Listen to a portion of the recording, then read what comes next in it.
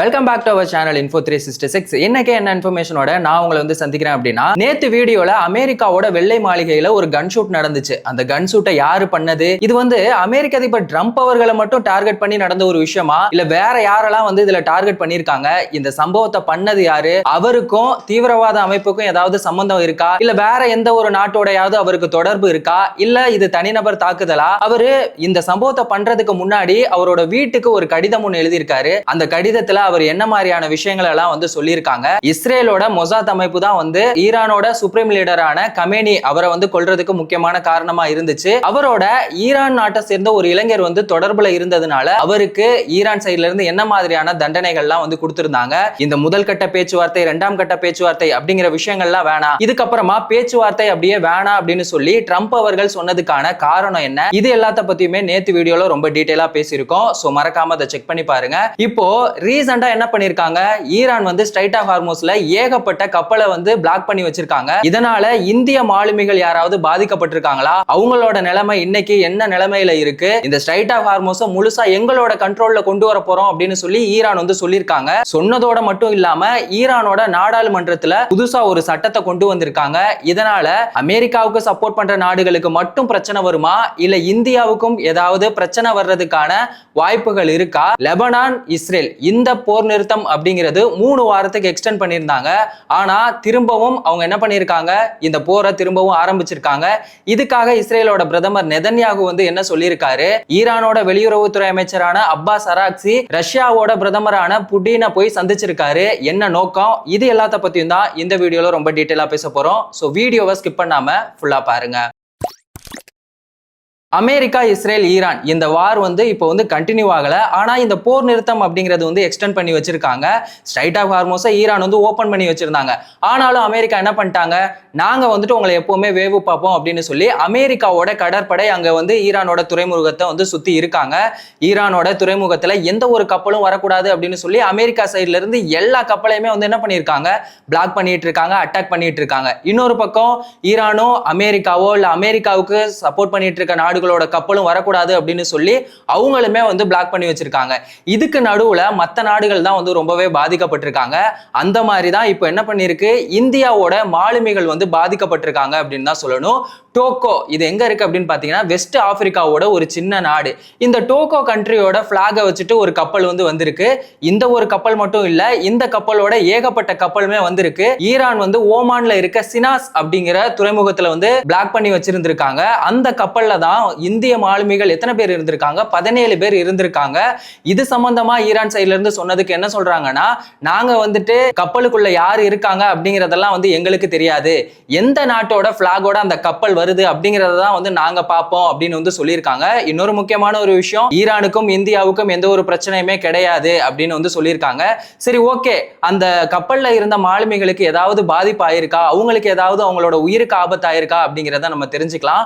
நல்ல வேளை அவங்களுக்கு எந்த ஒரு பாதிப்புமே ஆகல.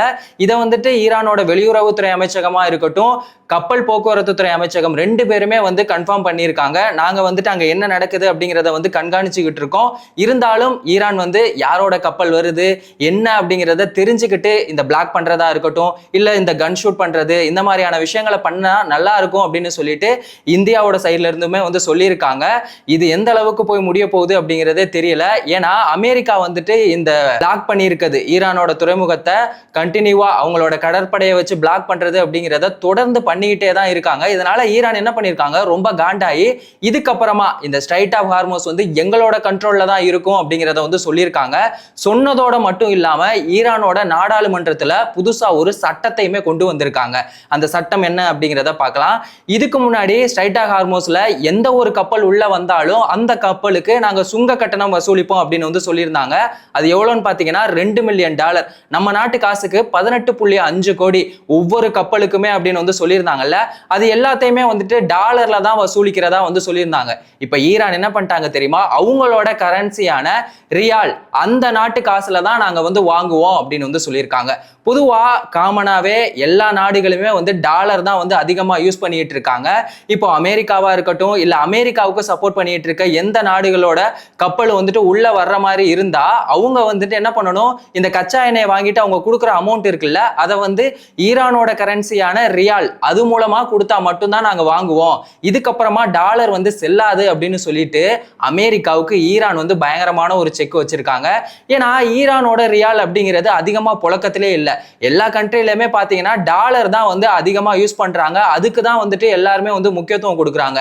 இப்போ அமெரிக்காவோட டாலரை வந்து அடிச்சு காலி பண்ணிட்டு அந்த இடத்துல நம்மளோட கரன்சியை வந்து நிலைநாட்டணும் அப்படிங்கிறதுக்காக தான் ஈரான் வந்து இப்படி ஒரு விஷயத்த பண்ணியிருக்காங்க. சரி, ஓகே, இப்போ இந்த ரூல்ஸ் வந்து அமெரிக்காவுக்கு சப்போர்ட் பண்ற நாடுகளுக்கு மட்டுமா, இல்ல ஈரானோட நட்பு நாடுகளா இருக்க இந்தியா, சீனா, பாகிஸ்தான், ரஷ்யா எல்லாத்துக்குமா அப்படின்னு சொல்லி கேட்டா, இப்போ ஈரான் சைட்ல இருந்து இது வந்து இந்தியாவுக்கும் பொருந்தும் அப்படின்னு சொல்லி அவங்க சைட்ல இருந்து எந்த ஒரு இதுவுமே சொல்லல. இந்தியாவுமே பாத்தீங்கன்னா ஈரானுக்கு எந்த ஒரு அமௌண்ட்டுமே இது வரைக்குமே கட்டல. சோ இது வந்துட்டு அமெரிக்காவுக்கும் சப்போர்ட் பண்ற நாடுகளுக்கு மட்டும்தான் அப்படின்னு வந்து சொல்லியிருக்காங்க. இது வந்து ஈரானோட நாடாளுமன்றத்துல அபிஷியலாவே சொல்லிட்டாங்க. ஆனா இன்னுமே வந்து நடைமுறைக்கு வரல. இது நடைமுறைக்கு வர்றதுனால அமெரிக்காவுக்கும் சப்போர்ட் பண்ற நாடுகள் வந்து ரொம்பவே பாதிக்கப்பட போறாங்க அப்படிங்கிற ஒரு விஷயம் மட்டும் தெரிய வந்திருக்கு. அதுக்காக தான் ஈரான் இப்படி ஒரு விஷயம் பண்ணியிருக்காங்க. சரி, ஓகே, இப்போ ஈரான் இவ்வளவு தூரம் பண்றாங்கன்னா அமெரிக்கா என்ன பண்ணுவாங்க? அமெரிக்கா என்ன பண்ணிருக்காங்கன்னா சென்ட்ரல் கமாண்ட் அப்படின்னு சொல்லக்கூடிய பெரிய தலைக்கட்டை என்ன பண்ணிட்டாங்க, ஈரானோட துறைமுகத்தை சுத்தி நிப்பாட்டிட்டாங்க. நீ வாடா, என்ன நடந்தாலும் பாத்துக்கலாம், நாங்க எல்லாத்துக்குமே ரெடியா இருக்கோம் அப்படின்னு சொல்லிட்டு அவங்க சைட்லயுமே இருந்து ரொம்பவே ரெடியா இருக்காங்க. சோ இந்த போர் அப்படிங்கிறது முடிகிறதுக்கான வாய்ப்பு இல்லை. அதுக்கு அதை கண்டினியூ பண்ற விதமா தான் இங்க நடக்கிற ஒவ்வொரு விஷயங்களுமே வந்து நடந்துகிட்டு இருக்கு. அமெரிக்கா, ஈரான், இஸ்ரேல் இந்த போர் இந்த ஒரு சூழ்நிலையில இருக்கும்போது இப்போ இஸ்ரேல் லெபனான் அந்த அட்டாக் இருக்குல்ல, அது அமெரிக்க அதிபர் ட்ரம்ப் அவர்கள் என்ன சொல்லியிருந்தாங்க, ஒரு 10 நாளைக்கு இந்த தற்காலிக போர் நிறுத்தம் அப்படின்னு சொல்லி ஸ்டார்டிங்ல சொல்லியிருந்தாங்க. அதுக்கப்புறமா என்ன பண்ணிட்டாங்க, பேச்சுவார்த்தை எல்லாம் முடிஞ்சதுக்கு அப்புறமா 3 வாரத்துக்கு இந்த தற்காலிக போர் நிறுத்தம் அப்படிங்கிறத எக்ஸ்டெண்ட் பண்றோம் அப்படின்னு வந்து சொல்லியிருந்தாங்கல்ல. இப்போ திடீர்னு என்ன பண்ணிட்டாங்க, இஸ்ரேல லெபனான்ல இருக்க அந்த ஹெஸ்புல்லா அமைப்பு இருக்காங்கல்ல, அவங்க ட்ரோன் மூலமா அட்டாக் பண்ணியிருக்காங்க. இதனால இஸ்ரேல்ல ஒருத்தர் வந்து இறந்து போயிருக்காங்க, 5 பேருக்கு வந்து காயமாயிருக்கு.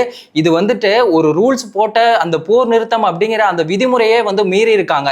இதனால இஸ்ரேலோட பிரதமர் நெதன்யாகு வந்து ரொம்பவே காண்டாயிட்டாரு அப்படின்னு தான் சொல்லணும். இப்போ லெபனான் மேல போர் எதுவுமே நடவடிக்கை எடுக்க கூடாது அப்படின்னு சொல்லிட்டு நாங்க அமைதியா இருக்கோம்ல, இப்போ வேணும்னே யாரு பண்றா, ஹெஸ்புல்லா அமைப்பு தானே எங்க மேல வந்து அட்டாக் பண்ணிட்டு இருக்காங்க. சோ இந்த போர் வந்து முடியாது, திரும்பவும் நாங்க ஹெஸ்புல்லாவை அட்டாக் பண்ணுவோம் அப்படின்னு சொல்லி இஸ்ரேலோட பிரதமரான நெதன்யாகு அவர் வந்து சொல்லியிருக்காரு. இந்த 2ஆம் கட்ட பேச்சுவார்த்தை அமெரிக்கா, இஸ்ரேல், ஈரான் அவங்களோட 2ஆம் கட்ட பேச்சுவார்த்தை அப்படிங்கிறது கேன்சல் ஆயிடுச்சு. இதுக்கப்புறம் நீங்க வந்து எங்க கூட பேச்சுவார்த்தை வச்சுக்கணும் அப்படின்னா பாகிஸ்தானுக்கெல்லாம் வரமாட்டோம், டைரக்டா அமெரிக்காவுக்கு வாங்க அப்படின்னு சொல்லி அமெரிக்க அதிபர் ட்ரம்ப் அவர்கள்லாம் சொல்லிட்டு இருந்தாங்கல்ல. ஈரானோட வெளியுறவுத்துறை அமைச்சர் அப்பாஸ் அராக்சி என்ன பண்ணிருக்காரு, பாகிஸ்தானுக்கே இது வரைக்கும் 3 டைம் போயிட்டு வந்திருக்காரு. இன்னொரு முக்கியமான ஒரு விஷயம், ரஷ்யாவோட அதிபரான புட்டினை போய் சந்திச்சு வந்திருக்காரு. அவங்க ஒரு 90 நிமிஷம் வந்து பேசியிருக்காங்க. இந்த போர் நிறுத்தம் என்ன பண்ணலாம், இல்ல போரை திரும்ப கண்டினியூ பண்ணலாமா அப்படிங்கிற மாதிரியான பேச்சுவார்த்தைகள்லாம் வந்து தொடர்ந்து நடந்ததா சொல்லிட்டு இருக்காங்க. அது மட்டும் இல்லாம நாங்க ஈரானுக்கு எப்பவுமே சப்போர்ட்டா இருப்போம் அப்படின்னு சொல்லி ரஷ்யா சைட்ல இருந்துமே வந்து சொல்லிட்டு இருக்காங்க. இந்த போர் அடுத்த கட்டமா எங்க போய் முடிய போகுது அப்படிங்கிறத நம்ம பொறுத்திருந்து பார்ப்போம். ஈரான் வந்து ஸ்ட்ரைட் ஆஃப் ஹார்மோஸை வந்து பிளாக் பண்ணி வச்சிருக்கிறதெல்லாம் நல்ல ஒரு விஷயம் தான். ஆனா இதனால இந்திய மாலுமிகள் வந்து ரொம்பவே பாதிக்கப்படுற ஒரு சூழ்நிலையில தான் இருக்கு. சோ இதை பத்தி நீங்க என்ன நினைக்கிறீங்க? ஸ்ட்ரைட் ஆஃப் ஹார்மோஸ்ல எந்த கப்பல் வந்தாலும் நாங்க சுங்க கட்டணம் வசூலிப்போம் அப்படின்னு சொல்லி அதை வந்து டாலர்ல இல்லாம ரியால்ல தான் இதுக்கப்புறமா நீங்க வந்து பே பண்ணணும் அப்படின்னு சொல்லி ஈரான் கொண்டு வந்த இந்த சட்டத்தை பத்தின உங்க கருத்து என்ன? போர் நிறுத்தம் இருக்கிற வேளையில ஹெஸ்புல்லா அமைப்பு வந்து இஸ்ரேலை வந்து அட்டாக் பண்ணியிருக்காங்க. இதை பத்தி நீங்க என்ன நினைக்கிறீங்க அப்படிங்கிற உங்க கருத்தை மறக்காம கமெண்ட் செக்ஷன்ல சொல்லுங்க. எந்த ஒரு இன்ஃபர்மேஷனா இருந்தாலும் அதை 10 நிமிஷத்துல தெரிஞ்சுக்கணும் அப்படின்னா நம்ம சேனலை மறக்காம சப்ஸ்கிரைப் பண்ணுங்க. உங்க ஃப்ரெண்ட்ஸுக்கும் ஷேர் பண்ணி சப்போர்ட் பண்ணுங்க. வேறொரு வீடியோல வேறொரு இன்ஃபர்மேஷன்ல நம்ம திரும்பவும் சந்திக்கலாம்.